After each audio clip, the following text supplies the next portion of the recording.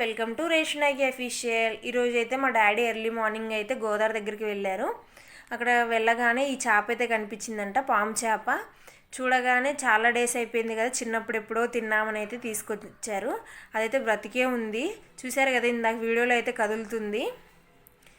మేమైతే ఎప్పుడైతే టేస్ట్ చేయలేదు, ఇదైతే ఫస్ట్ టైం. మా డాడీ వాళ్ళు అయితే ఆల్రెడీ తిన్నారంట. ఇక మేము కూడా ఈరోజు అయితే టేస్ట్ చేయాలి ఎలా ఉంటుందో. దీన్ని అయితే మా నాన్నమ్మ అయితే కట్ చేస్తుంది, జారిపోతుందని అయితే క్లాత్ యూజ్ చేసి అయితే కట్ చేస్తుంది. చాలా కష్టమైంది కట్ చేయడం కూడా. చూడండి అసలు ఆగట్లేదు అది చేతిలో. ఈ విధంగా అయితే కట్ చేసుకొని మేమైతే కర్రీకి అయితే తగినంత ఆనియన్స్, పచ్చిమిర్చి అయితే ఇలా కట్ చేసుకున్నాము. ఇవైతే పేస్ట్ పట్టుకోవాలి మనం ఇప్పుడు కచ్చాపచ్చగా. ఇలా అయితే గ్రైండ్ చేసుకున్నాను, ఉల్లిపాయలు పచ్చిమిర్చి పేస్ట్. ఇది అయితే పులుపుకు సరిపడా చింతపండు అయితే నానబెట్టుకోవాలి.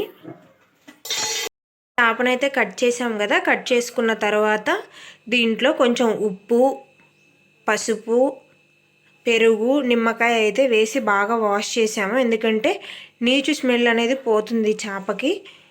తర్వాత అయితే మంచిగా వాష్ చేసుకొని అయితే పక్కన పెట్టుకున్నాము. ఆయిల్ అయితే పోసుకున్నాము.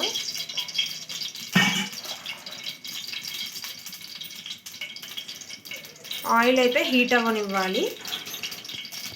తర్వాత ముందుగా మనమైతే పేస్ట్ చేసుకున్న ఉల్లిపాయ పచ్చిమిర్చి అయితే వేసేసుకోవాలి.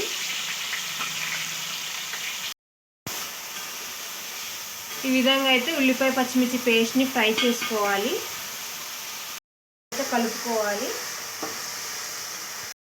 కొంచెం పసుపు అయితే యాడ్ చేసుకోవాలి, వేసుకోవాలి. ధనియాల పొడి యాడ్ చేసుకోండి. ఇది కూడా కొంచెం కలిపేసుకోవాలి.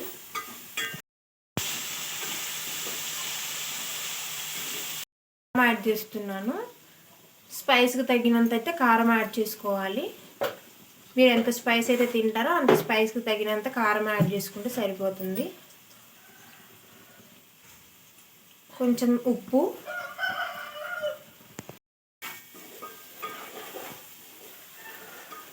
కారం కూడా వేసిన తర్వాత మళ్ళీ ఒకసారి కలుపుకోవాలి.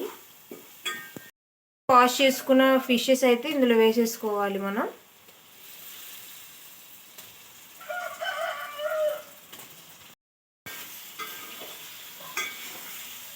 ఉప్పు, కారం, మసాలా ఇవన్నీ కూడా చేపకి పట్టేలా అయితే కలుపుకోవాలి. మూత పెట్టి చేపను కొద్దిసేపు మగ్గించుకోవాలి. ముక్కలు వేసుకున్న తర్వాత మూత పెట్టి చేపలను అయితే మగ్గించుకోవాలి. మగ్గించుకున్న తర్వాత మూత తీసి కలుపుకోవాలి.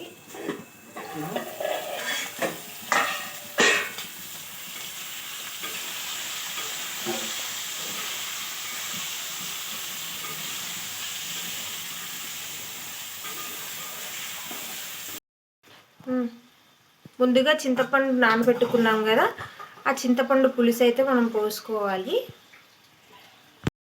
పెట్టుకున్నాక ఆ పులుసు అయితే మనం పోసుకోవాలి. పులుపుకి సరిపడా చూసుకోవాలి.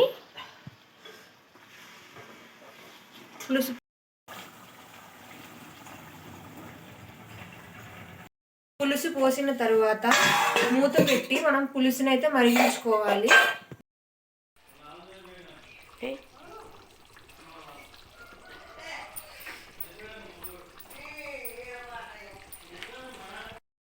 ఫిష్ మసాలా వేసుకున్న 2 మినిట్స్కి అయితే మనకి ఎంతో టేస్టీ అయిన ఫిష్ పులుసు అయితే రెడీ అయిపోయింది. మా వీడియో నచ్చినట్లయితే లైక్ చేయండి, షేర్ చేయండి, కమెంట్ చేయండి. మా ఛానల్ని సబ్స్క్రైబ్ చేసుకోండి. Thank you.